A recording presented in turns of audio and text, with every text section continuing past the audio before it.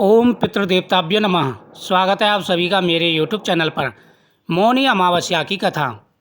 कांचीपुरी नामक नगर में देवस्वामी नामक एक ब्राह्मण रहता था। उसकी पत्नी का नाम धनवती और पुत्री का नाम गुणवती था। उसके 7 पुत्र थे। देवस्वामी ने 7 पुत्रों का विवाह करने के पश्चात अपनी पुत्री के विवाह के लिए योग्य वर की तलाशी हेतु अपने बड़े लड़के को बाहर भेज दिया। उसने कहा कि जाओ और अपनी बहन के लिए सुयोग्य लड़का देखो। इधर देवस्वामी ने अपनी पुत्री गुणवती की कुंडली एक ज्योतिषी को दिखाई। ज्योतिषी ने गुणवती की कुंडली देखकर कहा कि सप्तवती होते होते वो यह कन्या विधवा हो जाएगी। यह बात सुनकर देवस्वामी अत्यंत ही दुखी हुए और ज्योतिषी ने इस योग के निवारण का उपाय पूछने लगे। ज्योतिषी ने उपाय बताया कि इस योग का निवारण सिंगल द्वीप निवासी सोना नामक धोबिन को घर बुलाकर उसकी पूजा करने से ही संभव होगा। यह सुनकर देवस्वामी ने अपने सबसे छोटे लड़की के साथ अपनी पुत्री को सोमा धोबिन के घर लाने के उद्देश्य से सिंगल द्वीप जाने के लिए रवाना किया। वे दोनों समुद्र के तट पर पहुंचकर समुद्र पार करने का उपाय सोचने लगे, लेकिन उन्हें कोई उपाय नहीं सूझा। थक हार कर दोनों भाई बहन भूखे प्यासे एक बट वृक्ष की छाया में उदास होकर बैठ गए। देवस्वामी ने अपनी पुत्री गुणवती की कुंडली एक ज्योतिषी को दिखाई। ज्योतिषी ने गुणवती की कुंडली देखकर कहा कि इसके भाग्य में वैधव्य लिखा है। इसका वैधव्य तभी दूर होगा जब कोई औरत, पतिव्रता औरत जो अमावस्या का व्रत रखती हो, अगर वह अपनी मांग का सिंदूर इसकी मांग में भरे और इसे वरदान दे, तभी इसका पति जीवित होगा। इसी उपाय के निवारण के लिए वह जा रहे थे। उनको समुद्र पार करने का कोई रास्ता ना मिला। वह वृक्ष के नीचे बैठ गए। उस वृक्ष के तने की एक खो में गिद्ध के बच्चे रहते थे। वे दिन भर इन दोनों को परेशान करते हुए देख रहे थे। शाम को बच्चों की माँ उनके लिए कुछ आहार लेकर आई और उन्हें खिलाने लगी, लेकिन गिद्ध के बच्चों ने कुछ नहीं खाया और अपनी माँ से कहा, इस वृक्ष के नीचे आज सुबह से ही 2 भूखे प्यासे प्राणी बैठे हैं। जब तक वे नहीं खाएंगे हम लोग भी नहीं खाएंगे।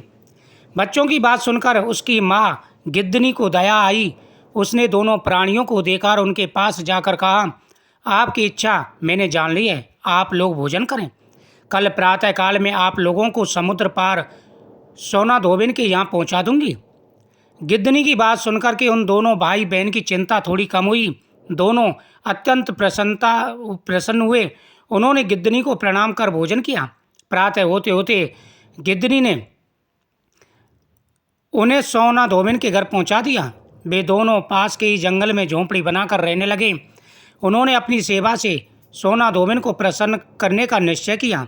वे प्रतिदिन सुबह अंधेरे मुँह उठकर सोना का घर का काम कराती, लीपा पोती कराती। सोना धोबिन हर रोज इतने ढंग से अपना घर लेपा पोता एवं साफ सुथरा देखकर आश्चर्यचकित हो गई। एक दिन उसने अपनी बहू से कहा कि हे बहू, तुम तो बड़ी सुपात्र हो गई हो, सुबह जल्दी काम कर लेती हो। हम लोगों के अलावा तुम लोगों में और कौन ऐसा सुपात्र है जो काम कर सकता है? तुम तो बड़ी सुपात्र हो गई हो। यह बात सुनकर के सोना धोबिन की बहू ने कहा कि माताजी, मैंने तो कहा शायद आप काम कर गई होंगी, मैंने तो यहाँ पर कुछ काम नहीं किया है। सोना धोबिन ने कहा कि जब तुमने काम नहीं किया तो मेरे घर का काम कौन कर गया? सोना धोबिन ने कहा कि आज मुझे छुप करके देखना होगा। वह छुप करके बैठ गई। सुबह उस ब्राह्मण की पुत्री आई और उसने आकर के वहाँ पर झाड़ू पोंछा किया, लीपा पोती की। उसने उसका हाथ पकड़ लिया, कहा कि बेटी, तुम मेरे घर का काम क्यों करती हो? उसने कहा कि मुझे एक ज्योतिषी ने बताया है कि तेरे किस्मत में वैधव्य लिखा है, अगर आप मुझे आशीर्वाद दोगी तो मेरा वैधव्य दूर हो जाएगा। यह सुनकर के सोना धोबिन ने कहा कि बेटी, दूसरों की सहायता करना तो कर्तव्य है, ये तो सबसे बड़ा पुण्य है। जब तुम्हारा विवाह हो तो मुझे बता देना। विवाह की तैयारी हुई। विवाह के समय एक सांप आया और सप्तपदी जैसी 7वीं फेरी पड़ रही थी। सांप ने आकर के उस लड़के को डस लिया जिस लड़के से ब्राह्मण की पुत्री का विवाह हो रहा था। उसी समय सोना धोबिन ने अपनी मांग में से सिंदूर लिया और छोटी उंगली काट करके उसका खून उसके ऊपर छिड़क दिया। कहा, अगर मैं सच्ची पतिव्रता हूँ और मैंने हमेशा अमावस्या की पूजा की है तो यह जीवित हो जाए। इतना कहते ही वह लड़का जीवित हो गया। सोना धोबिन की जय जयकार होने लगी।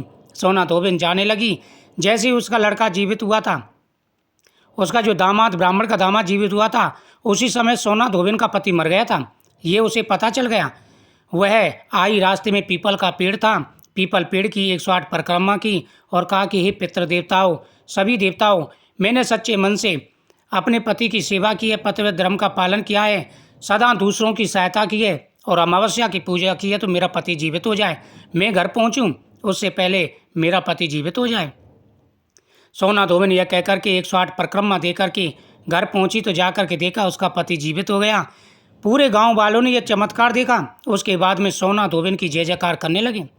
जब राजा को यह पता चला तो राजा ने उसको बुलाया, कहा कि तुमने ऐसा कौन सा तप किया था जिससे मरा हुआ पति जीवित हो गया। उसने कहा, मैं कुछ नहीं करती, मैं तो अमावस्या की पूजा करती हूँ और पतिव्रत धर्म का पालन करती हूँ। राजा ने कहा कि सभी अमावस्या की पूजा किया करें। उसी समय से सभी अमावस्या की पूजा करने लगे। इस दिन देव प्रसन्न होते हैं, पितृ प्रसन्न होते हैं और हर मनोकामना पूरी हो जाती है। ओम पितृदेवताभ्यो नमः।